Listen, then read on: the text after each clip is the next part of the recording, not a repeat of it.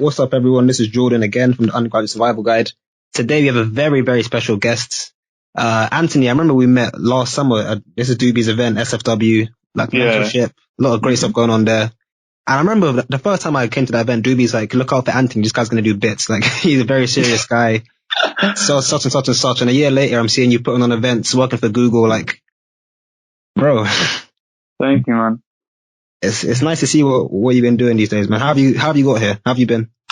Me, I've been alright. I've been okay. Honestly, it's been an interesting experience. You know, obviously everyone knows how things are right now with the country, the world, like everything's in kind of disarray.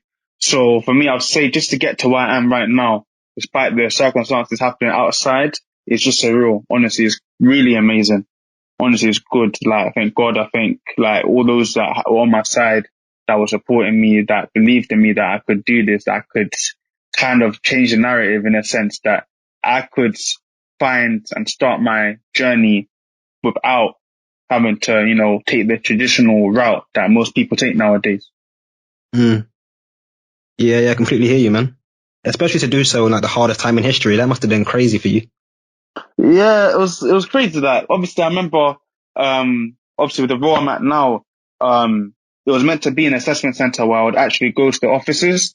But then, when lockdown hit, it was quite crazy. And next thing I know, but I was also expecting it. I'm being told you're going to be having an online interview at home. So at first I was nervous. So I was thinking, okay, that means I have less time to actually show and shine. I have less time to show myself. So that made me a bit, how do I say it, like a bit, uncomfortable thinking, okay, now that this is an online interview, it won't be the same experience. It won't be the same recognition that I could get if I was in the actual physical building. A friend of mine did tell me, though, it's actually a better opportunity for me. I have to believe what you have to say, because obviously I'm the type of person that I don't want to see negativity in situations. I want to see how I can turn it into a positive. And I decided to approach it positively in the sense that it was 2 interviews. They were both, I think, under an hour, got them done, and then just had to wait for the results. And then obviously here I am today. That's crazy, man. I feel like virtual interviews is so difficult because like there's no way to tell like how well you're doing, I guess. I mean, obviously you'll know more than me, but I much prefer being in person. Honestly, that's how I've always been. Me, I'm the type of person that's basically, even when I've started my job, like I've even spoken to managers and I've told them like straight from the point, like I'm the type of person that is able to really show his true self when I'm with other people in person, because that's where it's more physical, it's more real.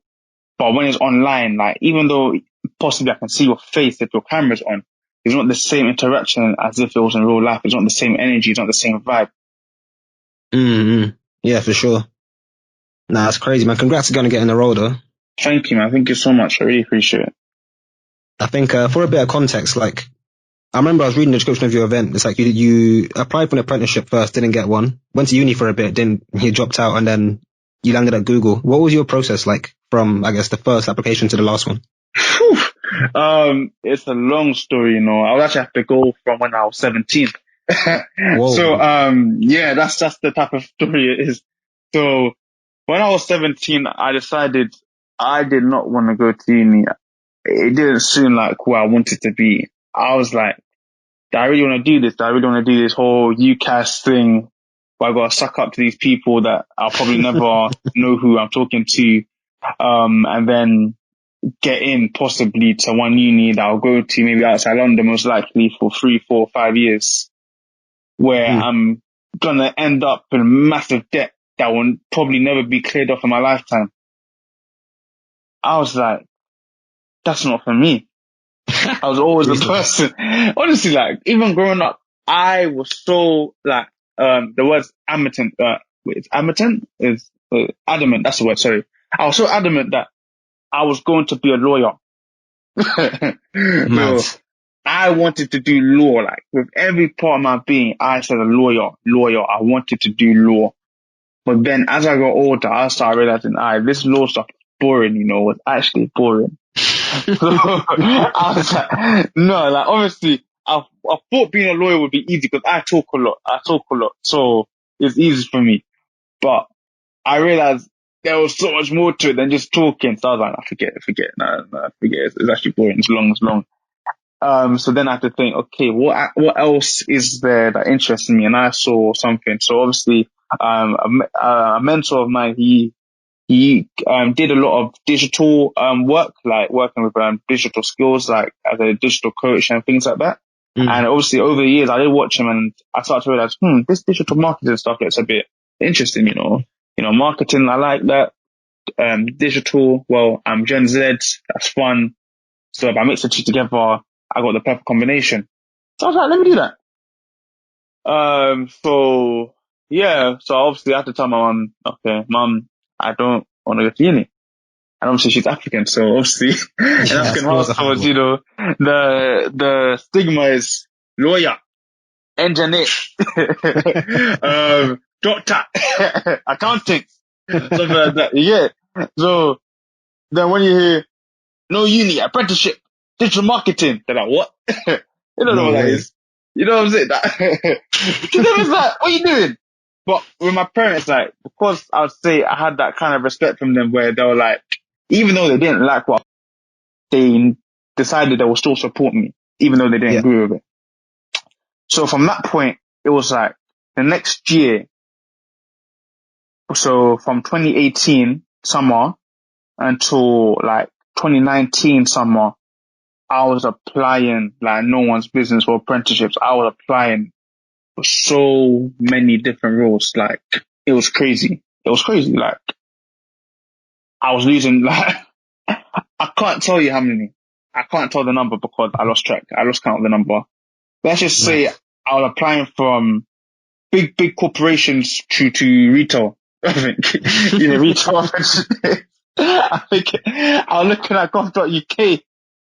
I was mad that it was so bad. I wasn't even applying for the role I wanted anymore. That's how bad it was. I was just looking for an apprenticeship so I can rest easy knowing I got something. You know what I'm trying to say? But at the same time, I'm happy I never got any of them, because if that happened, then I wouldn't be enjoying what I'm doing right now. Because I'd be doing something which I never actually want to do. I'd be doing an apprenticeship, but not in a role I wanted to do, which would take my career to the next level, if you know what I'm trying to say. Yeah, of course. Yeah. I don't want to go for every single company, because every single company that's long and I won't remember all of them. So I'll probably name the key 1, 2, 3. I'll say 2 or 3. So the main one was, I'll say the apprenticeship that really sold me dreams. It was with, do you know the company IBM, tech company? Oh yeah. Big company. Yeah. So yeah, big company. So IBM was crazy. Like, even in my sixth form, there were other people as well that were thinking of applying to apprenticeships, not just me. So obviously I felt like, cool, so it's not just me that wants to do this. And that's another point as well, it's really crazy, because a lot of the people that were also on this whole thing of, I want to do an apprenticeship, and were even applying for some, a lot of them, I think all of them actually, that I remember, are all in uni now. They're all in uni. They all gave up. They all decided, let me just do uni. That's crazy. So that really makes me think that if I actually gave up as well, I'll still be stuck in uni. Honestly, and it's mad. Out of all those people, it's actually crazy. Of course, there were other people in my year group that went out to do apprenticeships, but obviously I'm just really talking about the ones that I would say were in more of the circle of people I communicated with. But yeah, with IBM, so I applied, other people in my year applied. Some of them, all the ones that applied, as far as I know, didn't get past the test stage. Is that the like test the first stage? That's like, so you do the initial application, then you got to do a test. Okay. Like an online test, yeah. That test is hard. That test, there were questions that I was thinking, do I really need, because the role was, I think, a business consultant or something consultant. I can't remember what it was. But I was thinking, some of the questions there, you don't need these to be a consultant. I'm screwed. I was seeing some maths questions, like, it was so bad, like, there were A-level students that were doing maths. When they even saw the questions themselves that I was facing, they didn't even know how to work around those. Like, it was like, that's nuts. So I'm thinking, who's meant to do this? Like, a professor. But somehow I passed. I passed it. So long story short, I got all the way to the last stage where they invited me to come down for an online interview. Can you still hear me? Yeah. Oh, okay, no problem. Yeah, I had to come down for, oh, sorry, that's an online interview. Sorry, I had to come for an assessment center. So I had to go to Winchester. What? I thought they had an office in West London. They got office in London, but the main office is in Winchester. So I bought new clothes. I bought clothing. I bought new shoes for that day because I was so confident that I was going to get it. Because obviously in my head, I've always said this. When I get to the interview stage of a job, I always get the job. I've never applied for a job, got to the interview stage and been rejected until IBM. So I go there, I go through the day, the assessment center. I was really confident. I really thought I did well. I was like, yeah, like I didn't do bad. I won't say I was the best, but I know I did good enough to get it. But they even said they can take one of you. They even said to all of us, yeah, we could take one of you or we could take all of you. So I was like, yeah, I want to get this. Come on. I get the call the next day. Sorry, you didn't get it. That broke me.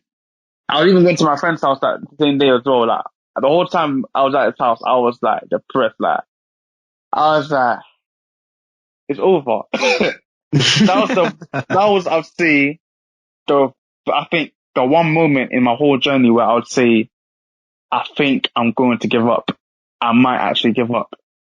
I actually might just have to humble myself and just do uni or something, because I did not know how I was going to pick up myself from that point onwards. But then, that's nuts. Yeah, man, it was crazy. But then obviously I had to pick myself up. I had to keep on going. So I applied for many other roles. I even applied for one council job in Sutton Council. I didn't get that either after the interview stage. There was many other roles. Some roles I didn't get past the test stage. Others I didn't even get past the first initial application. It was mad. It was all crazy. Like I did not know what was going to happen. That's so tough because it's like you never know how well you're doing until it's too late. Like you either get it or you don't. So true. You don't know how many people you're up against as well. So it's really crazy. But yeah, but I'll say where everything started really coming to crunch time was when I ended sixth form. Because I ended sixth form and I had no apprenticeship. Even my headmaster, he asked me, oh, yeah, what are you going to do now? I said, yeah, do an apprenticeship. He's like, okay, that's good. I'm just happy he didn't ask me apprenticeship with who, because at that time I had no one. The closest I had at the time was the apprenticeship organization provider that I'm with, White Hat. So I applied for them, and obviously in my head I was like, yeah, I'm guaranteeing that apprenticeship quickly. It wasn't like that either. Even with them, after I joined them, it was a long time before I got an apprenticeship. Like even like there were many offer like roles that even obviously brought my way to try to apply for. Those roles even they didn't want me either. So it was crazy. Like, and it was also them ones where I started realizing, okay, it's clear that I can't really. I started realizing that I want to do digital marketing, but I'm not qualified. As in, I don't actually have nothing to my name that shows I have any actual skill in the field. And I realized that the most when I started trying to join White Hat as one of their like potential apprentices. Because they told me try and do at least 50% on the, I don't know if you've heard of it, the Google Digital Garage. Oh yeah, I saw you post that on your LinkedIn. Yeah, so eventually, a long time. Yeah, so spoiler alert. Yeah, so yeah, there we go. So obviously, I grinded quickly to get 50%, so I could then pass the online the phone interview to show that I have knowledge in digital marketing, so they can let me on. And even then, it was like I still haven't completed it, so that was like, well, okay, so here you're a person kind of from digital marketing apprentice with an unfinished course. I know other actual marketing experience. So I was like, right now I'm just going based on my source. So by my source, I mean like my confidence, my determination, my persistence. That's what I'm going off right now to get a role. That's what I was going on. Yeah, but Yeah, that was that. And obviously I hit the end of sixth form and I had nothing to my name. I had D's in my A-levels. So, Damn. and it was like, yeah, cause obviously I decided I wasn't going to go to uni. I stopped caring about A-levels. Of course, I do not recommend that. For anyone viewing, if you're doing A-levels, do it properly. Even if you don't want to go to uni, do it properly. Not an excuse for you to slack. Unless you're doing some side project that's going to lead towards what you're doing next, then I don't want you to slack. Do it properly. Don't be like me. Even if you're not going to use it for anything. I've heard that so many times as well. People just slacked off, and it's like similar to you. Just didn't get anything in the end, and now it's like, crap. What do I do? I haven't got the good. That's what I'm saying. Like that's what I'm saying. Even that's what I'm saying. I'm really blessed to be where I'm at right now, because at the end of the day, you shouldn't take it for granted. Even if you say that I don't want to go to university, if you're still in the middle of your doing your A-levels and you've decided or you've promised that you're going to finish them. Because in my case, my mum just told me to promise her that, like, to at least finish. She told me at least finish your A-levels and then you can do what you want. So I said, okay. But if you're going to do that, at least do your best. Even if you don't like what you're doing, even though you don't want to do it. Because obviously for me, if my mum had allowed me to at that time, I probably would have left sixth form at the end of my first year and tried to go for an apprenticeship straight away. Because I did not want to stay there for another year because I didn't see a point. But she told me to stay. But the thing is, you can't stay and not do anything profitable. You have to make sure you stay and you actually get something out of it. Whether it be connections, whether it be you learn and use the facilities that your sixth form provides, even like the computers in the study halls and things like that, to start looking into what you want to do in regards to your future. Like if you're applying for an apprenticeship, you're planning to do, I don't know, your own freelance, a side hustle, whatever. Use the facilities that your college has provided in your free study time to do that, because at the end of the day, it's called study time, right? It's not do your A-levels or do your BTEC course time. It's called study time. So that's for you to study. Obviously, primarily it's for the course you're doing. But if you're saying, okay, I think it's more profitable for me to do something in relation to what I want to do after I finish this course rather than what I need to do in my course right now, then I'll say do it, personally speaking. But of course, don't obviously like put what you're doing in your course to the side either. You need to make sure you get that done to the best of your ability too. But also, obviously, use the facilities you have. Use the facilities you've got, because not everyone obviously has access to computers at home or even like the ability to actually have these resources at home, unfortunately. So that's what I'm saying. When you're at school, don't waste your time. Use what you have provided. Use the free paper. Use the ink they got in their printers. Use it. Honestly, no, I'm being serious. I can't remember. I think there was a time I print my CV one time in my sixth form office. I can't remember. But that's my point. But yeah, so I got to the end of sixth form, I finished, and I was like, I had nothing to show for it. Even my mom cussed me saying, okay, you didn't want to go to university, now look what you're doing. Honestly, I got violated. Like, I thought, like my sister, she's older than me, quite older than me, so she finished university quite a bit ago. So she was working now. So it was like, I look like a waste man. So my mom, she's been uni, she's working, she's a nurse. My sister, she's doing uni, she's working, she's doing her thing. I think at the time she was working in a school or something like that. Me, I finished A-levels, I flopped A-levels. What am I doing? Working in JD Sports. And I only worked there for 3 weeks as well. Honestly, yeah, this was after the SFW last year. Yeah, I worked for JD Sports for a bit. Yeah, but yeah, man, but it was funny. It was funny. It was a funny 3 weeks. That's the best way to put it. Yeah. At least you got a mentor. Yeah. But yeah, like, so what I'll say is that, yeah, so I was at the point where I was like, what to do now? Because obviously one thing about me as well, like one thing I always grew up learning, and I think my parents always put in my head, especially my dad, because of the color of my skin. Obviously, I didn't want to. It wasn't really for me to bring race into this, but I'll say it straight. Like, because of how I look, like being a BAME individual, I was always told you're going to have to work much, much harder to get to certain places. You're always going to have to work twice, 3 times as hard to get to certain places. For me, I didn't really see that. I didn't really experience it directly. I never actually saw it with my own eyes. But I'd say it was engraved in me. So I understood that I need to stand out in the sense that I need to do more. I need to do extracurricular things. I need to do other things that other students in my age range aren't doing. to put on my CV to make myself stand out, to do more. So when I do apply for whatever I'm applying for, it shows that I got something back in me, something that shows that, okay, this guy has experience, not just the normal theory of education, but physical, practical experience. I did many other things, so I did a lot of things. So prior to even the end of my sixth form time, and even after that, I was doing many things. Even me doing SFW was part of what I'm trying to say now as well. I did SFW because I wanted to do something that showed, okay, I want to improve myself as a young individual. I want to show that I have knowledge of industry, that I've learned things, I've been mentored, I've been taught ways of getting further in the industry. I even joined my local borough's youth parliament. I was the chair there. I wanted to be there so I could obviously learn new skills, leadership skills, team working skills, communication skills. And obviously me being the chair was the best advantage. So as soon as that role came up, I applied for it straight and I got it. I did one.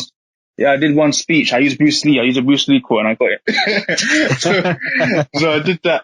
And I had to make sure that I made sure that was on my CV. I made sure that I did whatever I could to stand out, to show that I'm doing the extra. I'm not just doing the ordinary thing of I go to school, I do sports after school, and that's it. I wanted to do more. To make up for me not doing this whole normal thing of going to uni or doing the normal school tradition of, getting good grades, so on and so forth. I had to stand out. It wasn't obviously to make up for the grades, obviously, but it was more of just to stand out. I had to make sure I was always doing more than my peers. That's the mindset I kind of had. I realized that a lot more last year, I'd say. Because, So after I was at JD, there was an opportunity to apply for the social media 3-week course. So it was a collaboration between Google, Catch-22 and CMN Works. So it was basically to educate young people on digital skills and social media over 3 weeks. So I went for that. I was thinking, okay, cool. First of all, the name Google's there, so that has some backing behind it because of the name. And secondly, social media, I'm trying to get into digital, so I might as well. I did the course. It was amazing. Like the instructors there, obviously, like they liked my vibe, they liked how I was, everything like that. They liked my confidence. But obviously for me, it was never a type of thing like where I struggled with so some of the tasks we were given involved us going outside to the streets, talking to people on the road and things like that. And that was never something I had an issue with. Like for me, I would say I've always been kind of a confident person. I would say, like when it came, so I would say,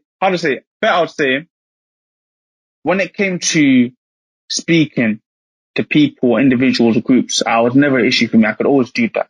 When it came to that, like, over the years, I just learned I could just do that, and I never had any confidence issues. Because over the course, I realized there were people that, when it came to doing that, they were more nervous.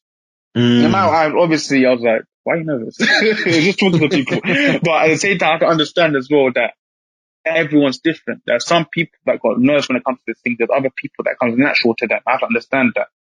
So that time there helped me to understand people more and also allowed me to know how to work with people better. So it was a great experience, honestly. It was called the Social Switch Project. So I was part of the first cohort there. Yeah, so yeah, it was great. It was great. I'll make a note of that. That sounds very good, man. Yeah, it's good. And honestly, so shout out to the Social Switch Project, CMN Works. Honestly, they helped me out a lot. They did really good for me there. They are really supporting me a lot. Even I think their influence might be part of the reason I got my apprenticeship as well. maybe. I was just to mention them in it when I was applying. So honestly, that's my point. That's why I said I did all those extra things outside, because I needed to know when I'm applying for something, I'll put everything I've ever done there so they can see, wow, this guy's done a lot. You know what I'm trying to say? Yeah. This guy's done a lot. He's not just the average kid. He's done a lot. He's been involved in a lot of things, not just normal school. So during the time of the project, there were 2 apprenticeship opportunities that came to me. So one was with Pearson Business School as a degree apprenticeship. And the second one was with, Google. So the assessment center for Pearson was on, and I went to that. So I found out the next day, or I think 2 days later, or the next day, I can't remember. But basically I was told I didn't get it. So I was like, oh no, oh, that's a shame. And then they told me, nah, but we really liked you though. We want to offer you, a university placement. So I was like, what? I was like, so it was what, like, oh wow, I'm kind of sick. But at the same time, it was like, but it's university, I don't want to do that. But this was October, November times, or November, December times. So I was like, I still don't have anything to my name. I still don't have anything to accredit to myself from my decision I made last year to not go to uni. So I was like, okay, this is what I'm going to do. I'm going to take this opportunity. I want to go to this uni. I'm probably not going to like it, but I want to go anyway. If I get to the end of my first year and I do not have any apprenticeship to my name, this is the challenge I gave myself. I don't have an apprenticeship by the end of the first year. I want to stay in uni. I'm going to stay in uni until the end. I want to do the 3 years. But if I get an apprenticeship, if I get it, the moment I get it, I'm finished. I'm finished with uni. I'm gonna drop out. I'm gonna drop out. Yeah, bye. So now that Pearson was gone and I was gonna go there for uni, there was one last option. Google. So obviously I was still in the application process. I was still getting through the stages and whatnot. And I personally didn't think that, oh wow, am I really gonna get this? It's that. I applied for IBM. They didn't take me. How's Google gonna take me? It didn't make sense. Exactly. So bigger and badder company. That's what I'm saying. This is everything I've applied for. This is actually the best company of everything I've applied for. Why would it make sense for them to take me? So despite that, I'm still going through the application process. I'm still getting through it. I'm still getting further and further. And I didn't get it. I did not understand how I was getting this far. Honestly, only God. So then they tell me, honestly, man. But then they tell me, like I told you before already, assessment center, it got cancelled because of coronavirus, so lockdown. I got my online interview. I remember the day I was in the same living room I'm in right now. I had a stomachache. I wanted to go toilet. but I was like, nah. I got firm interviews. I did them. I got told I have to wait quite a bit to hear back. I was waiting for a while. I think over a month I was waiting. Whoa. Yeah, over a month I waited for them to get back to me. One day I get a call from the lady that was meant to communicate me in regards to it. I miss a call. Then I get a voicemail saying, yeah, we're going to call you back. I was like, call me back what? Send me an email and tell me if I got it or not. I was stressed. I was thinking, no, you can't do that. Just tell me if I got it. Just send the voicemail. Oh, yeah, you got it or you didn't get it. Just tell me, man.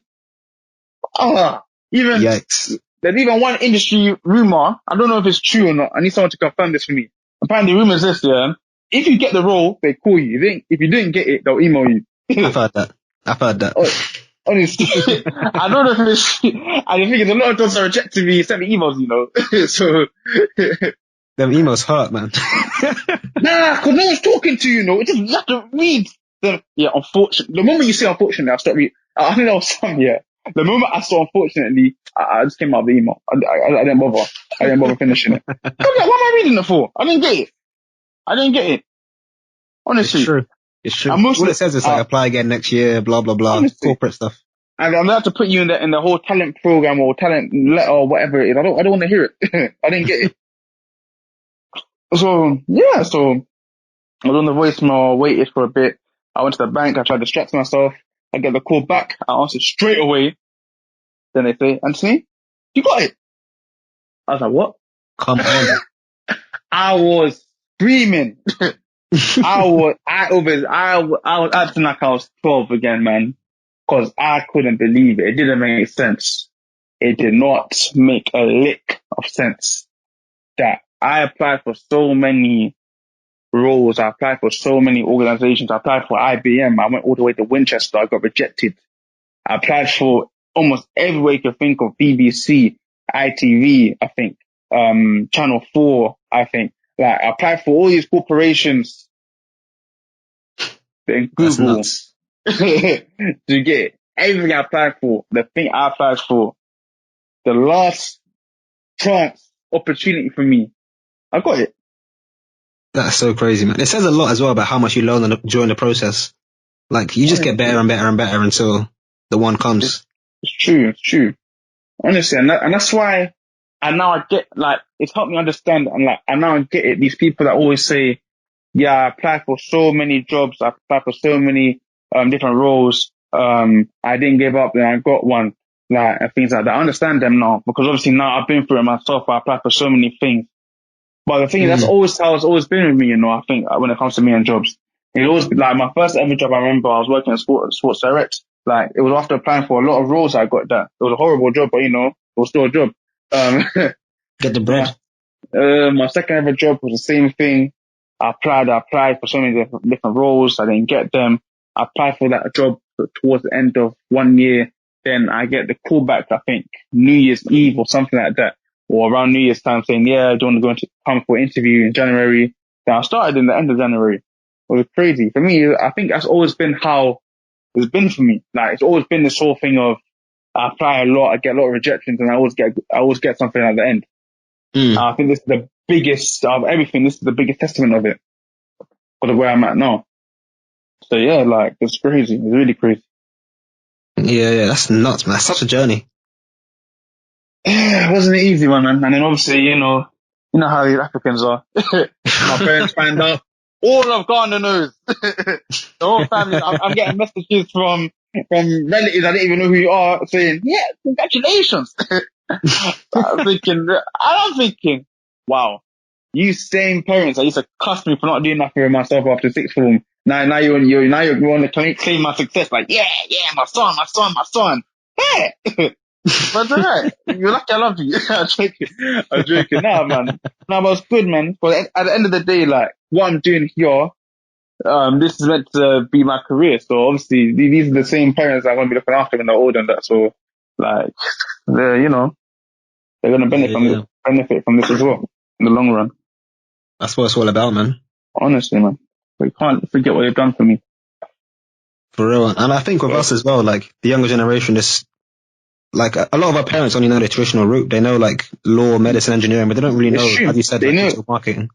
That's what I'm saying. That's why the next generation of parents is going to be very interesting, I would say. Very interesting in how they see things. Because they're more, I would say, more woke or more knowledgeable of what different pathways are.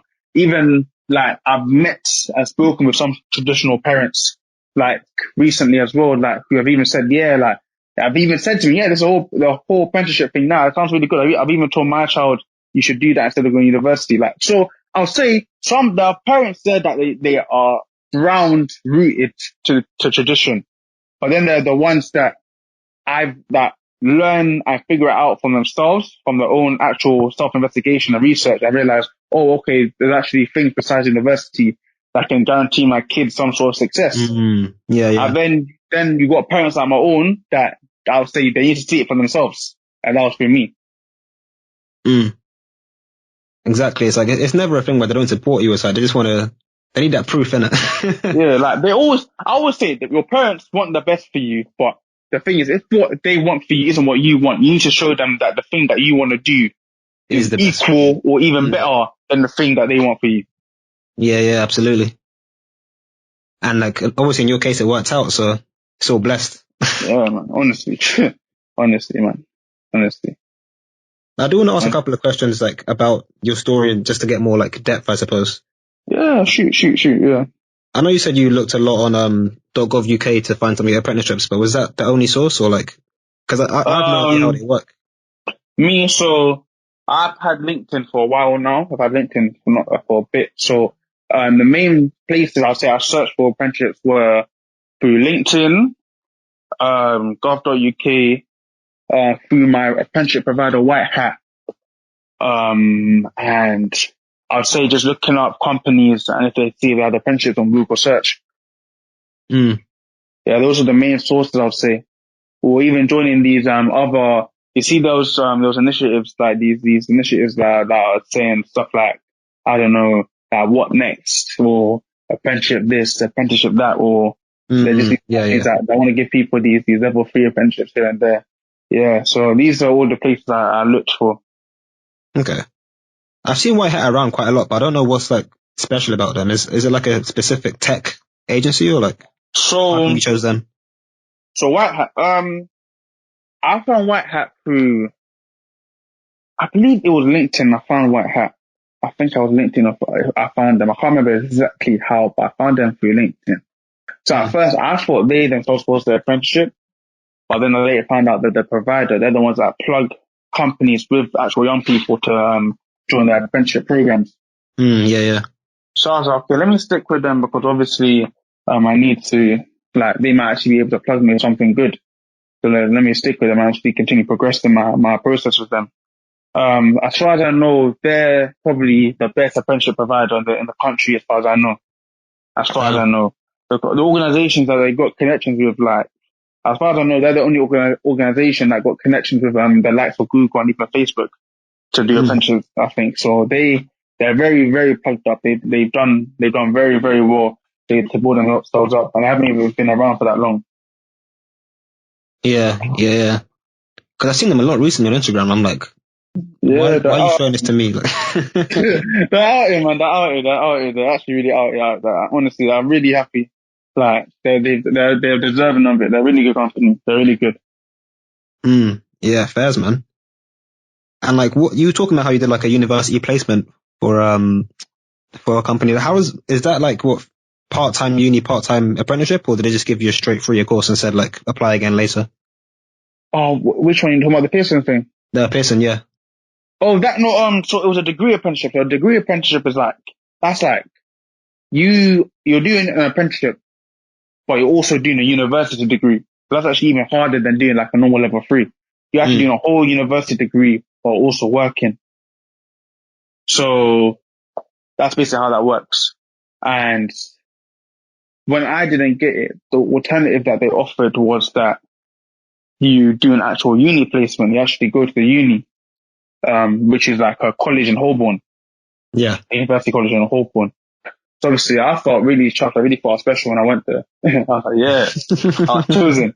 But then the day that it opened my eyes to make me realize this place is actually a setup was, first of all, when I realized, I don't know, it was just when I realized. So I was speaking to one of the people in the year above us, so in the second year, and he was, and I think, I don't know, I can't remember, I asked him, or he just told me about how he actually got into the university himself.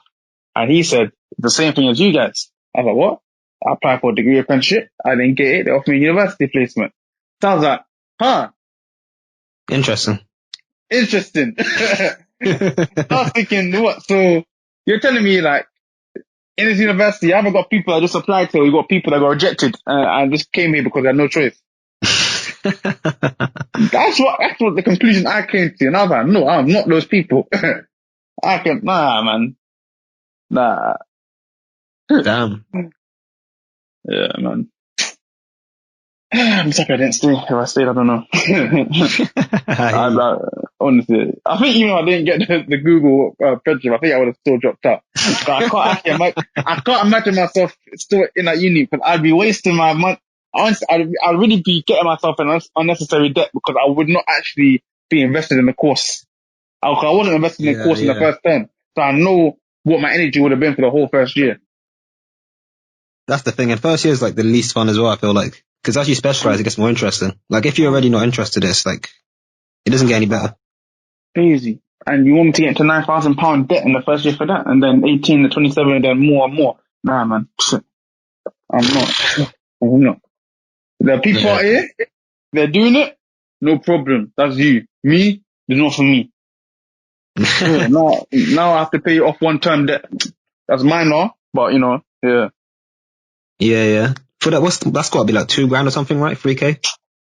Yeah, probably in like, I got student finance as well. So yeah, probably 3-4K. Probably around 3-4K. Yeah, that's cool. Yeah. I was going to ask as well for, with IBM, because I'm similar to you. I always go into interviews like I know what I'm doing. I trust my source, so it's calm. But like, yeah, man. Do you think it was a thing of like complacency? How you didn't get IBM in the first place, or like how did you grow from then on for the next interviews? So IBM, the reason I actually respect them as well is because they gave me feedback on why I didn't get it. So I didn't mention it. So I didn't mention this before. So basically, they called me back and they told me. So basically, to pass Like, as in to get in, I think you have to get a point score of 3 out of 5. So I got 2.9.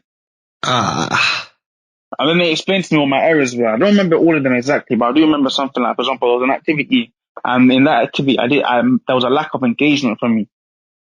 And I would say probably in that situation, I was complacent, because obviously me knowing how I am, I'm a person that actually is very outspoken. I speak quite a bit.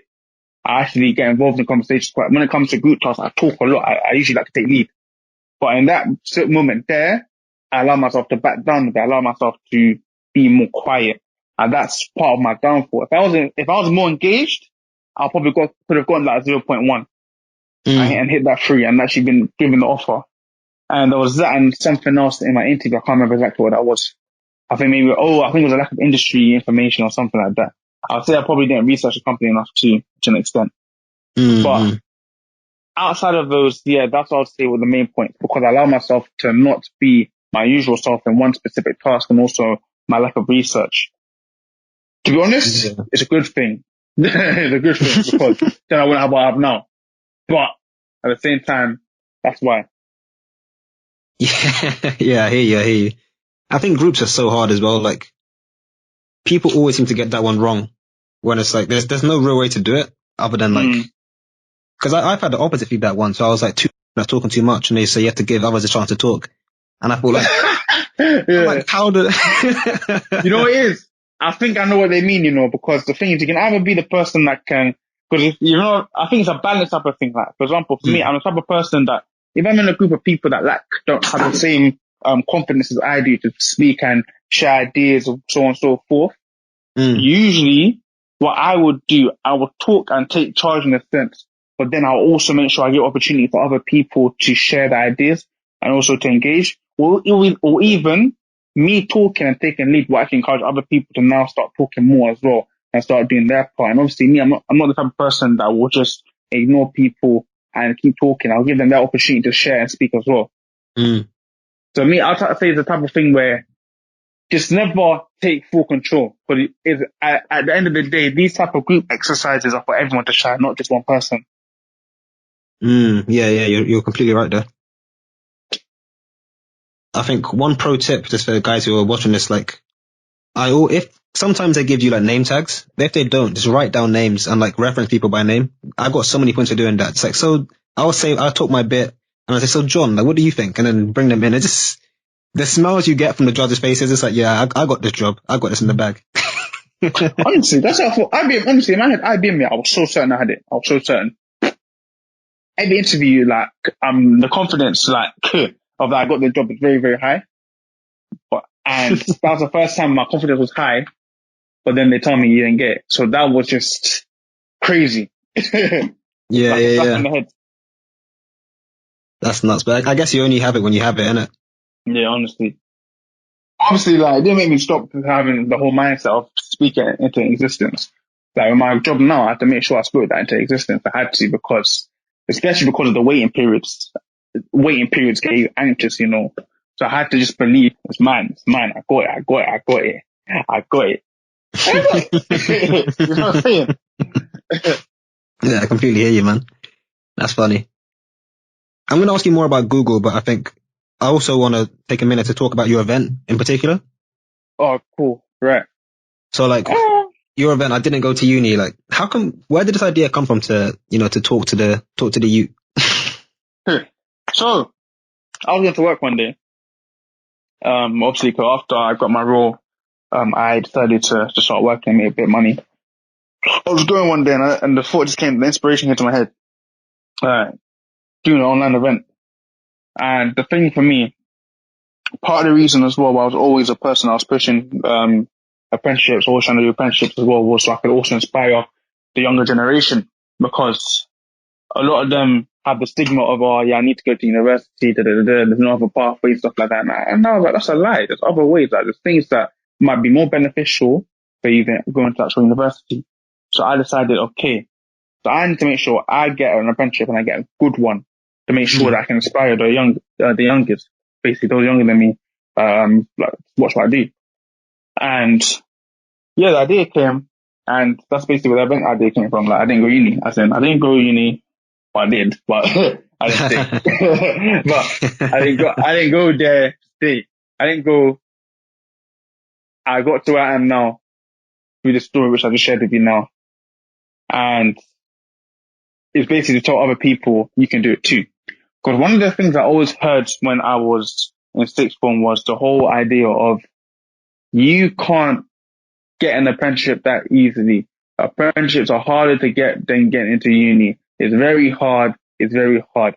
In my head, all that sounded like was doubt, doubt, doubt, doubt. You can't do it. You can't do it. You can't do it. I shut it all out because if I listen to your negativity, then of course I'm not going to get nothing because you'll be negative. Yeah. So that's why I was like, nah, I'm still going to go for it. I'm still going to go for it. I'm sorry. I'm still going to go. I don't care if it's hard for other people. I'm going to get it because I believe in my source. I got the faith to do it. I'm determined. I'm persistent, and I know what I want. I know what I want. And here we are now. So I was like, I need to make clear to other people, the younger generation, that it's possible for them too. If you do not want to go to uni, and I know there's a lot of young people that are in uni, but they want to be in uni, that they want to go to uni. I'll be honest, that's a lot. They did not want to go to uni, but they had nothing else that was going for them. So that's why the events there, we have guest speakers. It's gonna have a whole agenda that's gonna be posted soon, later in the week. It's gonna be opportunity to network. It's gonna be an opportunity as well to basically present different ways, different links, to go and apply for apprenticeships or for other things. Not just for apprenticeships, obviously it's also for if you want to do something other than uni. Let's say you're someone that wants to start your own e-commerce business, or somebody that wants to go and work full time in a specific role. It's for all types of people. Basically, it's for all those who are in that bubble of, I'm doing or I don't know what to do next after I finish this whole college sixth form thing.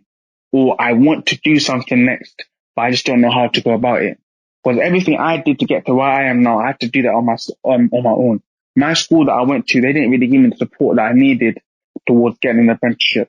I had to do that all by myself. Yeah, I hear you, man. And that's the thing, like even these organizations, like I love Doobie for what he's doing with SFW, Strength from Within. But even that's very, I think, uni focused, because it's difficult to reach the demographic of apprentices. But it's like, yeah, even I could tell, like SFW, I loved it, but obviously even I realized it was a very uni focused. But obviously, like Doobie still made a way, obviously, for it to even be something that was beneficial for me, which I really appreciate. There were even guest speakers there that didn't go to university, so I was like, okay, I can see that this guy is not, obviously, he's still going from a range of people to come and inspire the young people that are there. So that's what was something I really appreciate. I was like, okay, this is something really good that he's doing. Yeah. It's good to be aware and to realize that just because what works for you worked doesn't mean it works for everyone. And to try and address that by, as you said, like having people from different industries, from different backgrounds, share their stories. Yeah. True. Honestly. I guess like, because I told you before the call, I just signed up to your event and I was reading through some of your tags in the description and stuff. Like, I gather you're just trying to target directly like young professionals who have like no idea what they want to do. That's who I want, because that's who needs it the most. Because honestly, the way, let me just go deep. The way a lot of young people are nowadays, they're very lost and they're very confused as to what to do. There are even those who are out here, they're working jobs, they're making their money, but even then, that's not what they want to do. They still want to do something different. They still haven't found that passion. They still haven't found the actual direction that they want to take in regards to their career path. Because I can be working, because I used to work in care. That's where I was working before I started my apprenticeship just now. Well, I enjoyed the job. I enjoyed it. It was really amazing. But at the end of the day, I joined that job because of the current situation happening in the country. Lockdown, there were people dying, all people dying. There were vacancies at care homes, support worker roles everywhere. So I needed to make money. So I just took advantage of the current situation and I applied for it. Obviously, I grew to like the job because obviously, like, I was there for like 5 months or so. So obviously, I naturally came to have an appreciation and affection for the residents that were there. Also, was in very good regards with all the staff as well. So, of course, to go, it was a bit sad. But at the end of the day, I know this isn't what my passion is. I enjoy it, but it's not what my passion is. My passion is what I'm doing now. not that. So that's what I'll say. There's a lot of young people that they're doing things, for example, like these young people, for example, that let's say they start working in, let's say, JD and end up becoming managers. Yeah. Let's be real. JD was never really their passion. Maybe for some of them, let me not generalize, but maybe for some of them, they're like, okay, now I want to go JD. They say this very good progression, so let me try and become a manager. Fine, no problem. There's some people that they are like that, no problem. But I'm sure for a lot of young people specifically, that's not really the case. Majority of the time, you're in the job, you stay there for quite a while. Obviously, as time goes, you're there for a while, so obviously you learn the trade of the job, and obviously naturally you get promoted because obviously you're more experienced than other people and know how to obviously do your job better than other people due to the length of time you've been there. So then naturally you get promoted. So me, if I went to this care job, I stayed there, I never had Google. Of course, if I was there for a long period of time, eventually I would have been promoted over time into a higher position, paying more money because obviously I know more of the job. I've been there for a long amount of time. But that does not mean that the job's my passion. Doesn't mean that's what I want to do. There are people out here that are working retail manager roles that one day they wanted to become an actor. They wanted to work in tech design. They wanted to become an animator. They wanted to become an artist. They wanted to become, I don't know, a football player. Yeah. They're all in places that aren't their passion, but they're there because they decided to accept the situation they're in. Of course, I'm not saying it's easy to get into those examples I gave, but at the same time, that's my point. Not everyone is where they are in regards to where they are in their career. Even if it's in a high-paying job, it doesn't mean that what they're doing is their passion. So that's why what I'm doing here now is to make it clear to young people that you can still achieve your passion. It might just take a bit longer. It might be a bit harder, but you can still get there. Because I did, so you can too. That's what I'm trying to say. If you can't get your passion through the traditional route or through the easy way, you might have to take maybe a bit of a longer way, but you can still get there at the end of the day. Or find something similar to it or something that links you to it. Yeah. Because honestly, like, it's just, I find it a shame that there's people that, even those that go to university, I find it a shame that there's people that go to university, they study one thing. Let's say they study psychology, criminology, because I hear that one a lot. Yes. And then after, they go to work in Halifax. Does that make sense? I'm not violating because Halifax, it's a good job. It's a good job to work in Halifax. But I'm saying, like, you're in like 30k plus debt for a degree you're not even doing in the job you're doing right now. Yeah, I know what you mean. That's also why I say, if you're going to go to university, make sure what you are studying, that is what you do with yourself after. Of course, there are people that went to university, did a degree that's nothing like what they're doing now, and the job they're in right now, they really enjoy it, and it's taking them very far. Of course, I'm not going to deny that fact. But I'm just saying, you've got to be smart. If from now you know that you can start working towards reaching your passion, I say start working from now. Because that way, you don't avoid taking L's such as being in big debt. Because for me, if I was in that situation where I went to university, studied something, then I didn't do that as a job later, no matter how far I get in that industry, I'm paying my student finance for a degree that I'm not even using for the job I'm in right now. That L will always be there. That reminder will always be there. Some people, they hold that L and they firm it. They move on. Me personally, I'm sorry, I can't do that. I need to make sure everything I do, it needs to make sure it has a purpose behind it. I need to make sure that adds to something, if you get what I'm trying to say. Yeah, for sure. And I like that word as well. It's about being purposeful and knowing, like, exactly, even if what you're doing doesn't make any sense, is that knowing why you're doing it, or having a good reason, saying that this is going to take me to this place, or it's going to get me to that job or that career path, whatever. Yeah, and like, I won't even deny the fact that as well, like, while you're also trying to, like, work towards your passion, you might even start discovering that there's something else that you actually have more passion for than your passion. Shoot. Me, like I was telling you, I wanted to become a lawyer. I want to be a lawyer. Like, I was like adamant that I was going to become a lawyer. But then I started realizing I have more of a passion for digital marketing than being a lawyer. And then I discarded that and started to pursue the passion I now had. Hence why I'm here where I am now. And that's why like this event's here. Like, I want people to have more of a clear idea of what they want to do with their lives. But a lot of young people, they are lost. They do not know what they want to do with themselves. And that's very sad because then that can lead them to doing actual stupid things rather than beneficial things. There's a lot of young people here that are doing things that I would say aren't the most legal things because maybe they lost sight of their goal. Maybe they had the lack of support to get to where they wanted to get to. Like me, for example, let's say I never got an apprenticeship at the end of the day and I was making rubbish money. I could have really hit a low place and ended up doing things that aren't maybe the most legal things that a lot of people that I went to school with are now doing. Like, let me not even beat around the bush. Fraud. The people I know, they do fraud now. Obviously, that's your grind, that's your hustle. I'm not going to judge you for that. But at the same time, with me, I don't think it's something that I would say best reflects you. It's not something that best reflects someone that's trying to make something of themselves. Because you can't put in your CV I do fraud. You can't put that. And it's not a good long-term solution. Yeah, you can't put in your CV I do road. Like, you can't put those things there. That's why for me it's like, I want to make sure that I help young people know what they want to do and have the best resources to get to those places so they don't end up making stupid decisions that won't benefit them in the long run. Yeah. No, that's crazy what you're doing, man. It's very important as well. Thank you.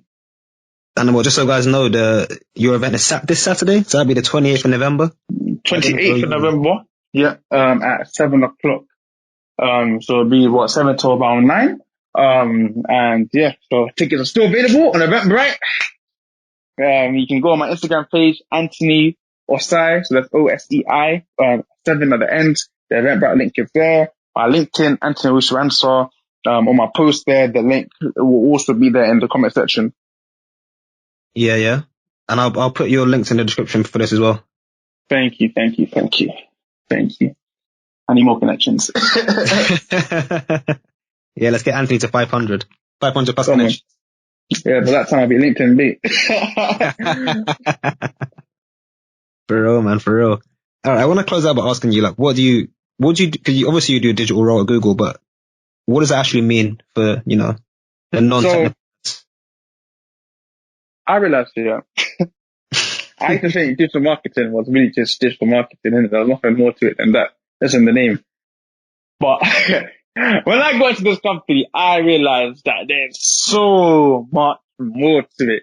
It's not just a simple role. It's not like, for example, if I'm a police officer, I'm a police officer. When you say digital marketing, there's so many different roots in the tree. There's so many different branches of it. Expected. Obviously, it can be from social media to influencer to industry to advertising. It's crazy. It's crazy. Honestly, it's mad. Me myself personally, I work in obviously ads as an industry in Google as an industry marketing. That's my role that I currently work in.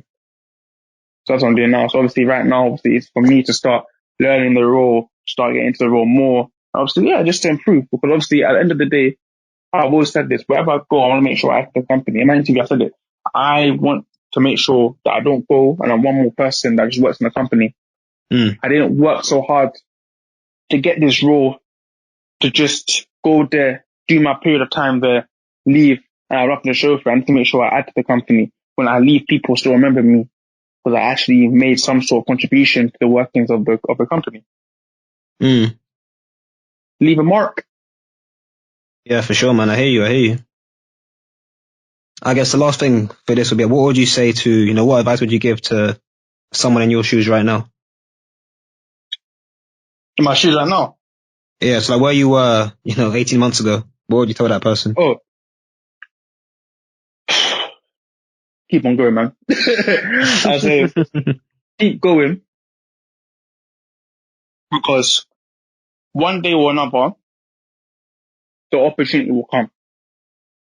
No matter what, one day or another, as long as you keep on applying, as long as you're living and breathing, the opportunity will come. The opportunity will come. Do not give up. The opportunity will come. You will get what you want. It might not end up being the place you think.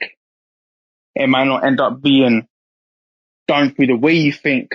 You might have to do more things to get to that point. But one way or another, you will get what you want. You just need to keep on going. You have to make sure you just see the end goal in sight and you will reach it. But if you give up now, you will never see the you that could have been. You'll just see the you that you settled with. That's the best way I can put it. Very true, man. Preach. Yeah, man, it's true, man. It's true. Honestly, if I gave up, imagine, where would I be now? In uni, not enjoying nothing. Too true. working at home online. Mm-hmm. And £9,000 for what? Yeah, man. It's too true. All right, that's great, man. That's very great having you on. One more time for everyone else listening. The event is Saturday, 28th of November, 7 till 9, you said? Tickets are available on Eventbrite. Yep. I'll put all your links in the description, so everyone who's trying to get onto that, get on it now before they sell out. Even though it's free, but you know. Yeah, it's free. It's free. Free. Share with your friends. Share with your friends. Share with your family. Share with everybody. Share with everyone. Because this event is going to bang. It's going to be something very beneficial. And I know everyone will get something from it. Because honestly, I'm going to put this brand on the map. I didn't go uni. Has to. Because I'm not allowing this whole university thing to be the main thing in this country anymore, man. It needs to get out, man. University is good, but not for everyone. And people need to understand that.